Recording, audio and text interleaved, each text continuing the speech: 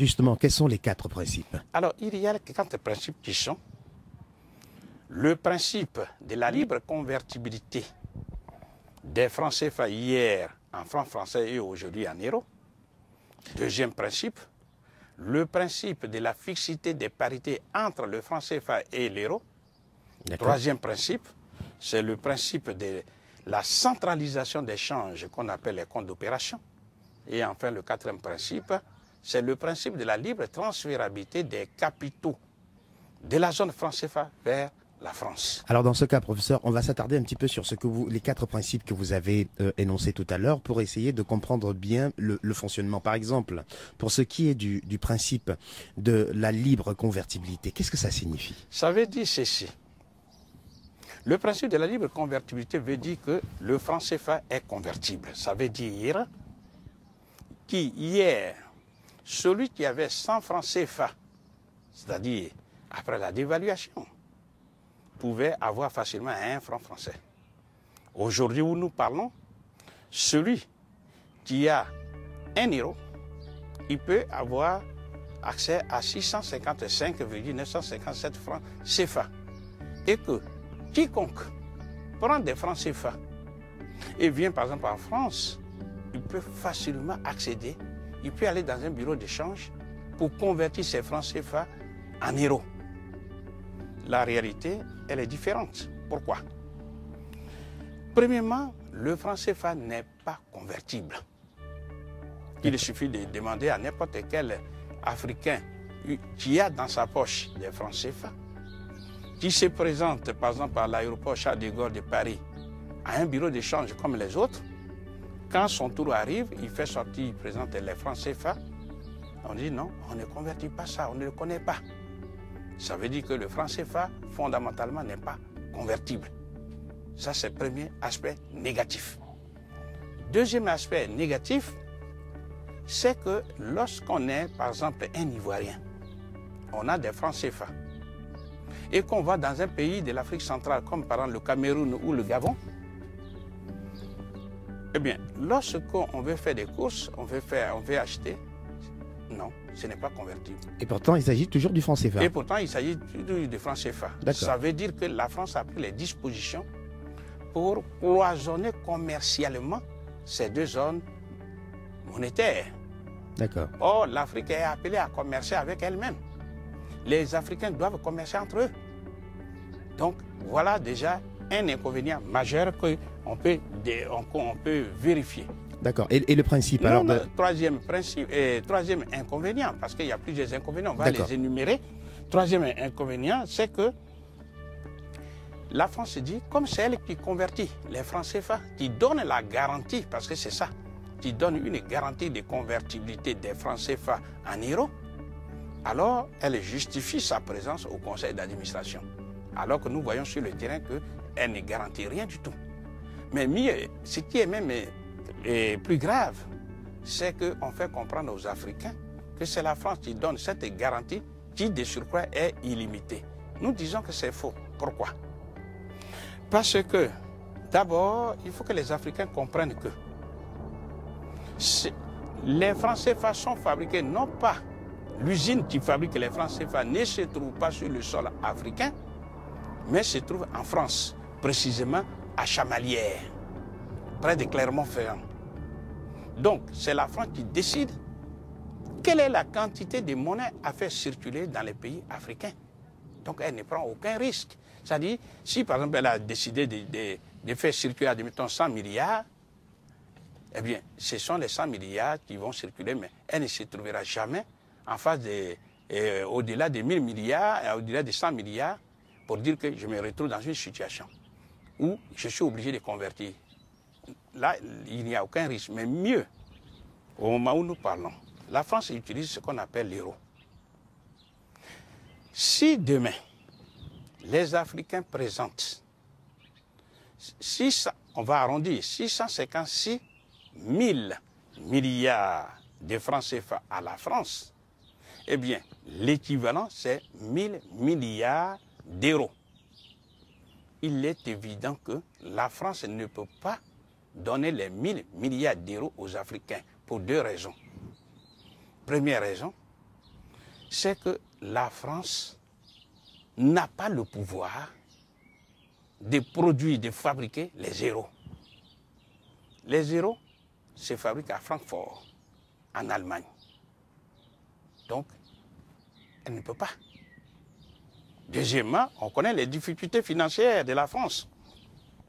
Jamais il ne viendrait dans la tête à la France de convertir ces milliards de francs CFA que les Africains peuvent lui présenter. C'est pour dire objectivement que les Africains sont noyés dans le mensonge scientifiquement élaboré. Et tout ce principe-là, c'est fait pour, comme on dit, maintenir les Africains dans un nuage opaque pour qu'ils puissent être toujours dans le colonialisme monétaire. Donc ce principe de libre convertibilité, la garantie de libre convertibilité des francs CFA liés en francs français et en CFA, fondamentalement, c'est inexact, c'est faux. Maintenant, comme si ça ne suffisait pas, il y a les autres principes. Pour ce qui est du principe de la fixité des parités, qu'est-ce que ça signifie? Voilà, ça veut dire ceci, que ce qu'on appelle le taux de change est fixe, il ne varie pas. Exemple, aujourd'hui où nous parlons, nous avons pour 1 euro, on donne 655,957 francs CFA. Et ça, c'est toujours comme ça, dans une période, pour le moment, stable. Ça veut dire que demain, celui qui va par exemple au Nigeria ou qui a affaire par exemple en Amérique, le taux de change varie. Ici, c'est fixe. Donc, les Africains ont fait comprendre aux Africains que c'est une très bonne chose. Ce n'est pas vrai. D'accord. Ce n'est pas vrai parce que les inconvénients sont énormes. Premièrement, c'est que quand les Africains, aujourd'hui où nous parlons, ils utilisent cette monnaie qui relativement est forte, c'est qu'à l'extérieur, les produits africains coûtent trop cher. Donc, ils ne sont pas compétitifs. Or, si vous ne vendez pas à l'extérieur et que vous ne faites qu'importer, vous accusez ce qu'on appelle le déficit de la balance commerciale. Or, nous importons déjà les capitaux, donc on a un déficit de la balance des capitaux. Nous importons des services, donc au niveau de la balance des invisibles, nous avons encore des déficits. Ce qui veut dire la somme algébrique de la balance commerciale et de la balance commerciale des invisibles et la balance des capitaux, qu'on appelle la balance des paiements, elle est de façon structurelle négative, elle est déficitaire. Or, l'une des conséquences majeures des déficits de la balance des paiements, c'est la dévaluation du franc CFA. Ce qui veut dire qu'il y a une programmation scientifique d'une série de dévaluations. Ce n'est pas une seule dévaluation du franc CFA, mais ça sera plusieurs dévaluations. En 1994, elle était déjà la deuxième. Voilà. Mais dans un futur proche, le franc CFA sera dévalué. Et pourquoi donc?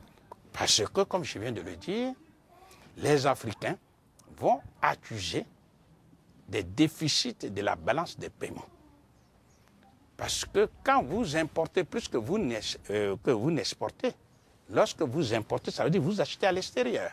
Or, quand vous achetez à l'extérieur, pour acheter à l'extérieur, par exemple aux États-Unis, il faut avoir la monnaie des autres. Si vous ne faites que demander, donc acheter la monnaie des autres, lorsque la demande d'un bien est supérieure à son offre, eh bien, son prix augmente. Donc, si la monnaie des autres, leur valeur augmente, eh bien, c'est votre monnaie qui perd de la valeur. C'est ça. Et c'est ça qu'on appelle une dépréciation quand c'est le jeu qui s'opère sur le marché, mais une décision politique fait qu'on diminue autoritairement la valeur de la monnaie. C'est ce qu'on appelle la dévaluation.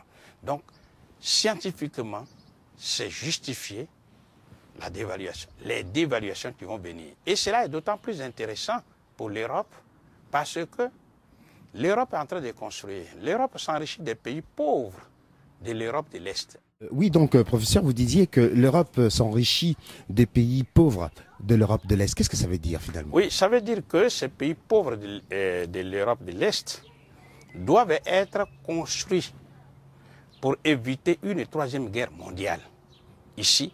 Parce que les deux premières guerres mondiales ont été déclenchées en Europe.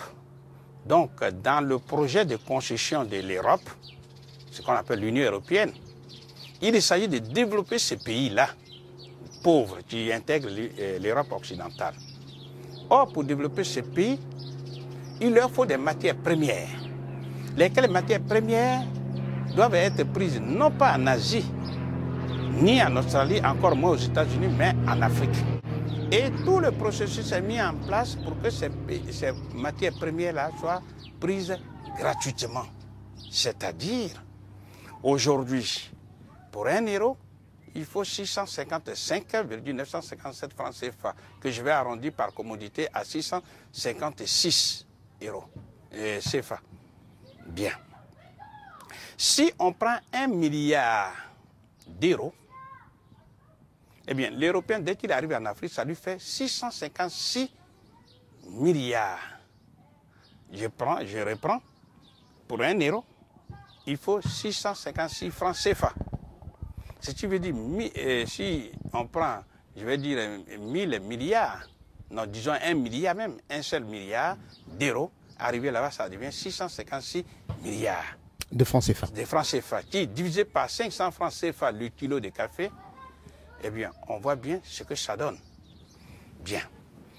Maintenant, si on dévalue le franc CFA, c'est-à-dire demain, on dit 1 euro égale non plus à 656, mais à 1000 francs CFA, eh bien, le milliard d'euros arrivé en Afrique égale à 1000 milliards.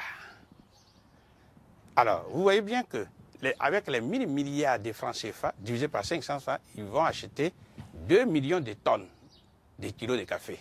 Alors que quand c'était à 650, ils pouvaient acheter, tout calcul fait, à 1 312 tonnes. 1 312 000 tonnes de café. Du coup, on voit une différence entre 2 millions et 1 300 000. C'est-à-dire pratiquement, ils prennent 700 000 tonnes de café gratuitement. Et ceci grâce à la dévaluation. Donc c'est un jeu qui est connu par l'Europe. Et c'est à travers le franc CFA, à travers le franc CFA qui est accolé à l'euro, que toute l'Europe retrouve sa suprématie sur les pays africains. Donc vous comprenez que la fixité des parités dont on parle est nuisible à l'Afrique, mais mieux. Pour que, justement, les Africains puissent avoir une monnaie dite forte, il leur faut faire ce qu'on appelle une austérité monétaire. C'est-à-dire, le prix de l'argent, c'est le taux d'intérêt. Lorsque le bien est rare, c'est-à-dire quand la demande d'un bien est supérieure à son offre, son prix augmente.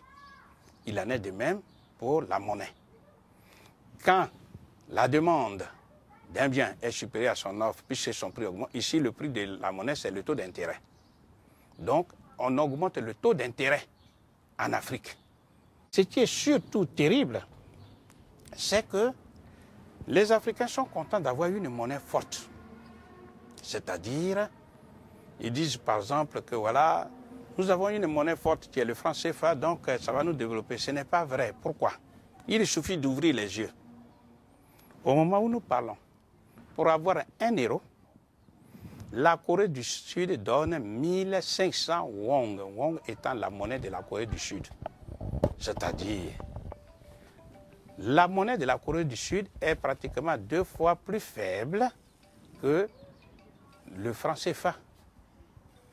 Puisque le double de 656, c'est moins que 1500. Deuxièmement, on va prendre un autre exemple. Lorsque nous prenons un pays qu'on appelle l'Indonésie. L'Indonésie, oui. On voit bien que pour avoir un seul euro, l'Indonésie donne 12 000 roupies. La roupie étant la monnaie de l'Indonésie. Pour avoir un seul euro. Mais aller en Indonésie, le niveau de développement socio-économique atteint par l'Indonésie n'a rien à voir, est incomparable, est de loin supérieur à celui des pays de n'importe quel pays de la zone franc CFA. Troisième exemple, nous prenons l'Iran. Pour avoir le même euro, eh bien, les Iraniens donnent 14 500 rials. Rial étant la monnaie de l'Iran, qui envoie des agents dans l'espace, qui fait peur au monde. Le niveau de développement atteint par l'Iran n'a rien à voir avec le niveau de développement, le niveau de sous-développement atteint par la Côte d'Ivoire, le Mali, le Burkina Faso, qui sont au bas de l'échelle mondiale. Et enfin, le dernier exemple, pour avoir le même héros, eh bien, le Vietnam donne 27 000 dong, dong étant la monnaie du Vietnam. Et le Vietnam est le deuxième pays exportateur mondial du riz après la Thaïlande. Tous ces exemples montrent que, contrairement à ce qu'on fait croire aux Africains, ce n'est pas parce qu'ils ont une monnaie artificiellement forte qui est le franc CFA qu'ils sont développés, non. Dans le premier cas, c'est-à-dire sur ces pays qui ont une monnaie dite faible ou fondante, c'est qu'ils maîtrisent leur monnaie. Ils utilisent leur monnaie dans le sens de leurs intérêts. Et celui qui, par exemple, je ne vois pas l'intérêt d'un Vietnamien qui sait que quand il a, par exemple, 27 millions de dong, arrivé par exemple en France, on lui donnera 1000 euros. Puisque 1 euro donne 27 000 dong.